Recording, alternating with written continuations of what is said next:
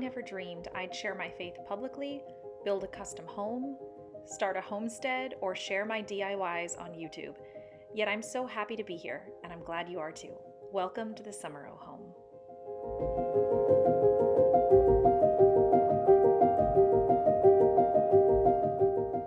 Well, summer is officially over and fall is here in the Summer Home. I'm so happy to have the children back at school, glad to have boundaries around our day, and we're really enjoying settling into our new home.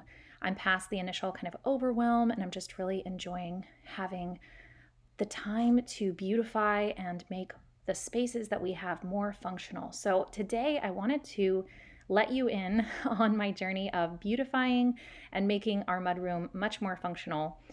With winter coming, we have a ton of coats for our family of 6 and shoes and bags and scarves and hats and backpacks. So I really need to get that space in order before winter comes. If you're new here, welcome. If you have been around for a while and seen my other videos, you'll notice this one is a very different format. It's way easier for me to film in this format and then do a voiceover afterwards at nighttime when it's quiet. I'm going to be sharing thoughts on loneliness, but I just want to preface everything by saying that I have such a good community, I have such a good husband, I have such a good family, but I feel like if I feel this loneliness and this isolation sometimes, I'm betting everyone else does too, no matter how good your community is. As the weather turns cooler, I always have a candle lit to make it cozy inside. This one is my new Assisi Channel of Peace candle.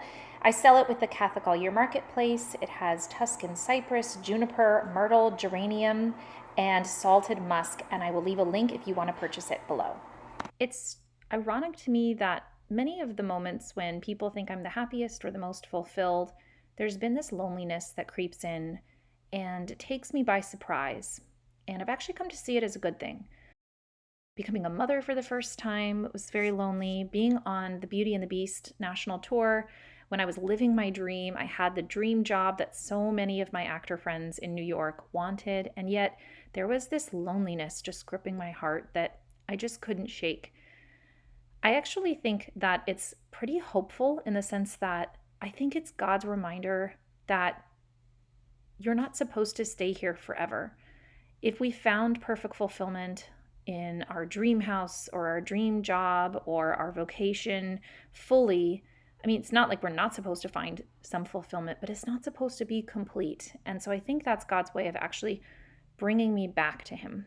With that being said, a season of loneliness just stinks. It's just so hard to feel like this inner chamber of your heart is isolated and like nobody's ever going to understand it. I've been told by people multiple times throughout my life that my expectations of people are just too high. And while I think that's true, it also is a good thing to want these deep relationships. It's so good to want community. And it's been just really hard for me throughout my life to learn that I just can't expect to find the perfect fulfillment here. I just am reading and rereading this essay by C.S. Lewis called The Weight of Glory. I highly recommend you read it. He says, in speaking of this desire for our own far-off country, which we find in ourselves even now, I feel a certain shyness. I'm almost committing an indecency. I'm trying to rip open the inconsolable secret in each one of you, the secret which hurts so much that you take your revenge on it by calling it names like nostalgia and romanticism and adolescence. The secret which also pierces with such sweetness that when, in very intimate conversation, the mention of it becomes imminent, we grow awkward and affect to laugh at ourselves. The secret we cannot hide and cannot tell, though we desire to do both. We cannot tell it because it is a desire for something that has never actually appeared in our experience. We cannot hide it because our experience is constantly suggesting it, and we betray ourselves like lovers at the mention of a name. Our commonest expedient is to call it beauty and act as if that had settled the matter. And C.S. Lewis goes on to say that if a person desires to eat food, it's because he's meant to eat it, and that such a thing as food exists. It doesn't guarantee that he will get food. It just means that the thing he desires is real. In the same way, I've come to see this hunger in our hearts and this loneliness as a call that we're meant to have it fulfilled. But in the meantime, loneliness is just so hard and it stinks.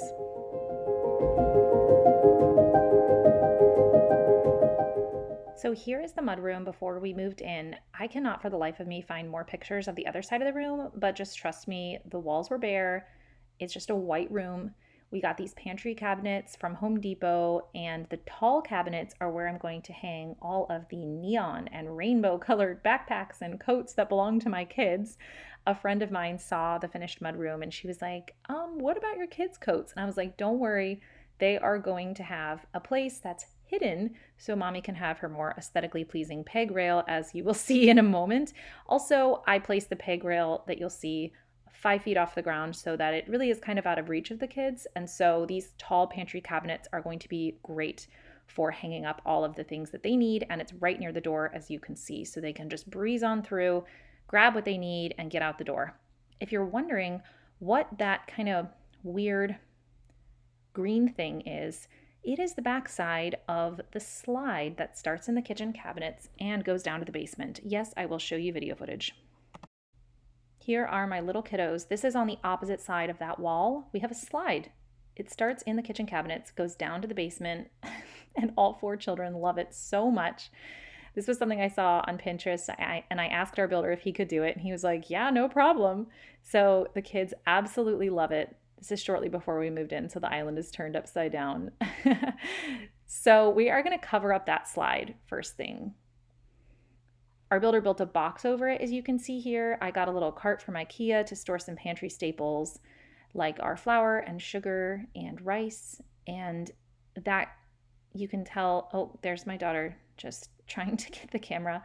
I got inspired. I don't love ruffles. Sometimes the cottagecore movement is just a little bit too intense for me, but I do really enjoy a ruffle underneath a countertop. So that's probably the one place in my house that you'll ever see a ruffled anything. And I found this fabric from Hobby Lobby. So I'm just putting it on it's actually like a shower curtain rod to cover up this space. The box, the wooden box right there, is covering up the slide. So it's just not anything that we can really use functionally or look pretty. And as you can see, the countertop above is just covered with stuff. Like, I'm really going to try to organize it so that it's not just a drop zone where everybody just throws their junk on there and it's perpetually messy. My goal here is extreme organization. And it's actually kind of a great analogy for talking about loneliness too, because there is a mental organization that needs to happen to reflect this outward organization as well. Okay, just get an eyeful of this gorgeous armoire that I got. There is such, oh, look at the claw feet. Here it comes. Oh, they're so beautiful. There are shelves inside of this cabinet where I keep our family's shoes, I call it my coming and going cabinet. So on the bottom 2 rows are shoes, and then we have all of the things that just need to leave the house but haven't yet had an opportunity, like things I'm going to give to my sister for her new baby, and things we need to return to people, pieces of recycling that I don't want to take a million trips to go out to the shed and bring the recycling. I'm going to throw those in there. Hats and scarves are going to go in there. So this is just like such a beautiful piece. We know that it's 130 years old. And the beauty in my mind too is also that you can get pieces like this on Facebook Marketplace for half the price of what it would cost for the cheapest MDF Home Depot cabinets. I'm absolutely thrilled that I found this. I had to haul it myself and it just barely fit in our van, but oh, what a victory. This was just fantastic.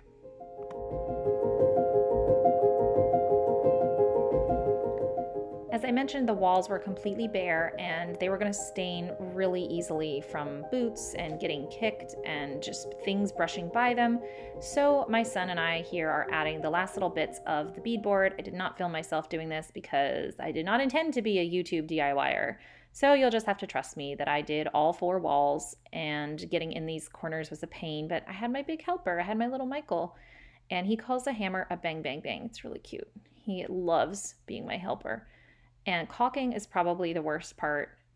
I just don't love it, but it's worth it. It makes the end result look really finished and beautiful. And I added just a little trim at the top, and we're ready to go.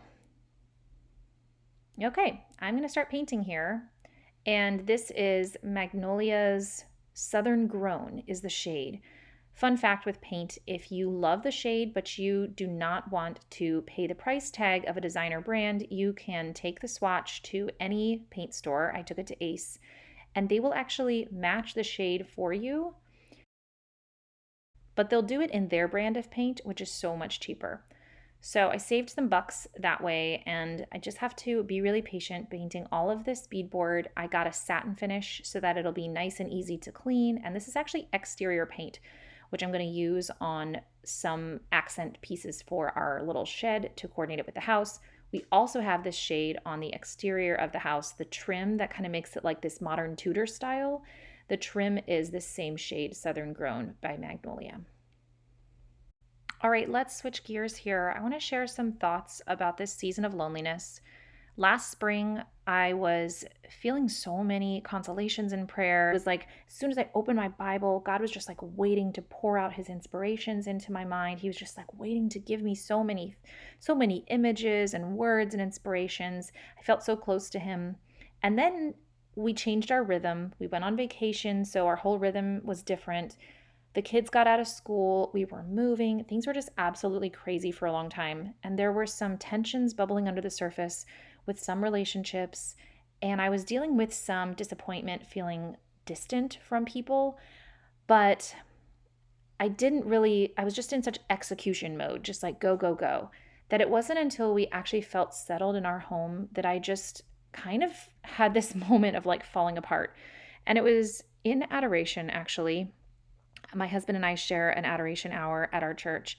So I went on the Wednesday night that we usually do, and I brought my stack of books, and I was all excited to just use the time for reading and study. I usually feel such peace and joy when I'm in adoration, and instead I felt this incredible loneliness descend on my soul.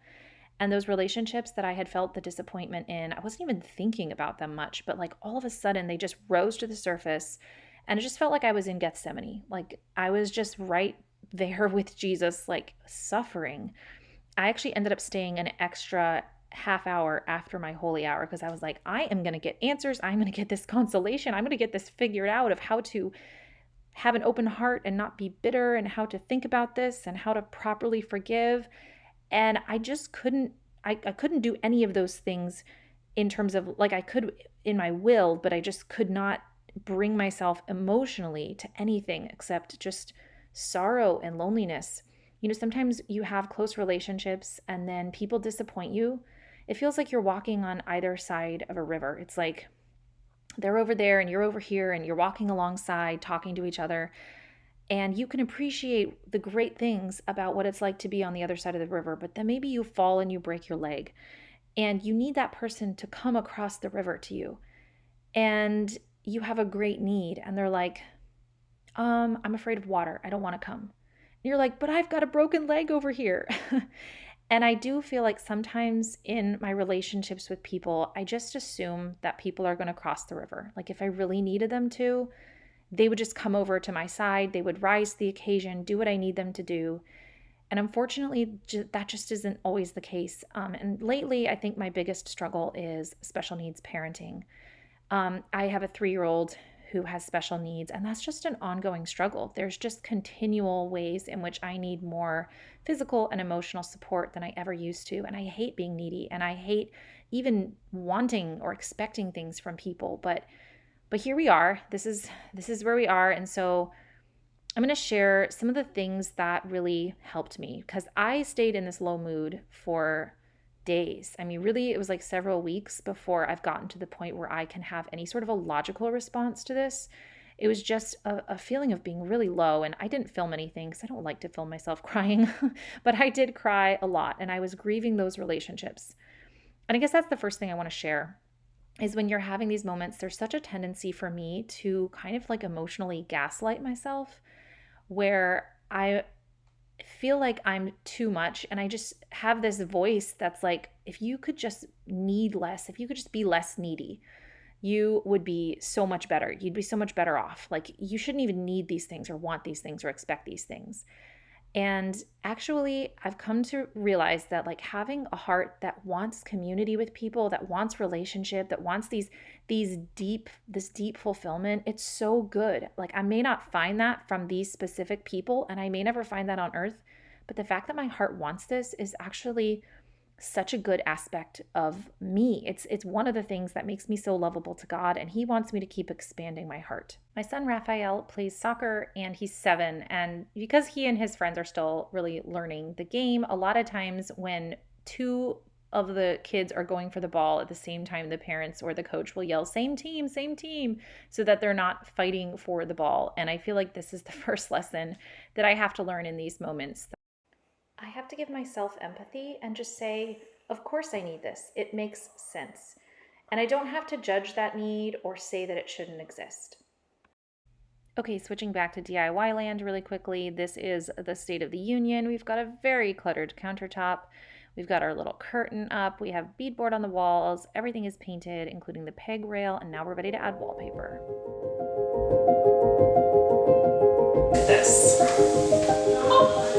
It's so beautifully, I don't know if you can even see it very well here, but it so beautifully matches what we're already doing in this space with the dark greens. I love it.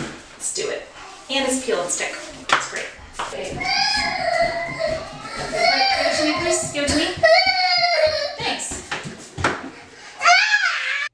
I think maybe my expectations of myself are so high that when I feel these feelings of grief in a relationship, I immediately start to feel self-judgmental. The joy of the Lord is our strength is the Bible verse that always comes to mind. Like, I need to be just joyful and happy all the time. Where's the room for feeling these things? And in truth, like, the Lord took on all of our human emotions when he came to earth. And there was nothing that could have consoled him in the Garden of Gethsemane, nor did he expect it to. So in a similar way, sometimes we are called to suffer in ways that are really hidden, that no one else will understand.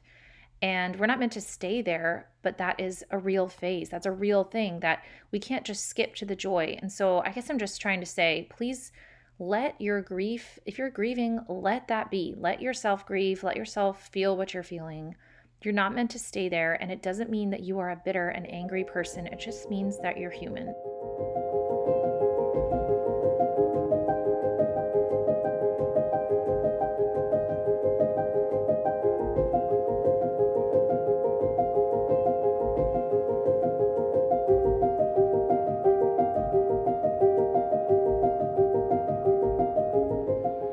Okay, it's going to feel so good to declutter and organize this area that has been a drop zone since we moved in.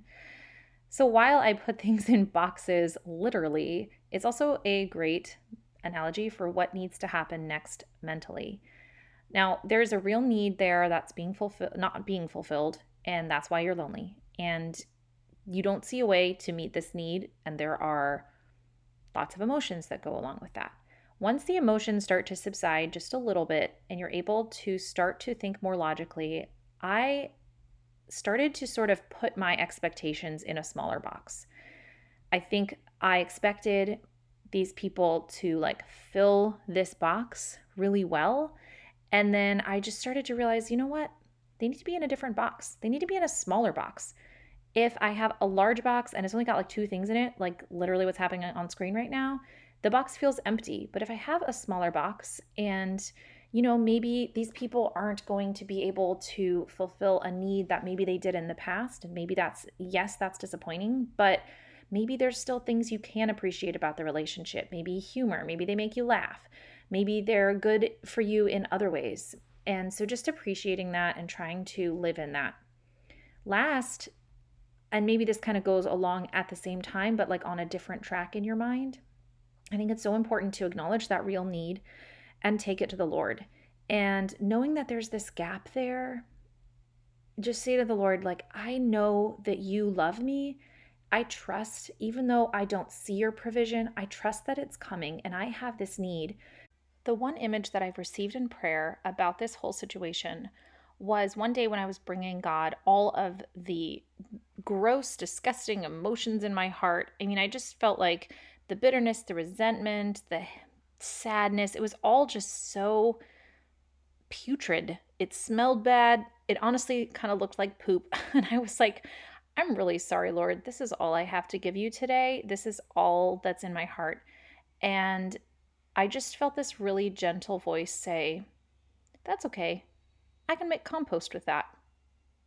Of course, God would use a gardening analogy for me, future homesteader. And it just gave me so much peace that the craziness is a process. And we don't have to stay bitter, and we don't have to stay in that place forever. There will be healing, there will be resolve, there will be growth. And that's so hopeful to me. Everything has a place. This is a beautiful print by Margaret Farr. She's a local artist. And the taper candle is a special preview of what I'm about to release. I'm just going to hang up my coats, and then we're going to do a fun little reveal. The only 2 coats that are not on here are the ones in storage that belong to my husband, and I just have to find them. They're somewhere in the attic. So let's do a reveal.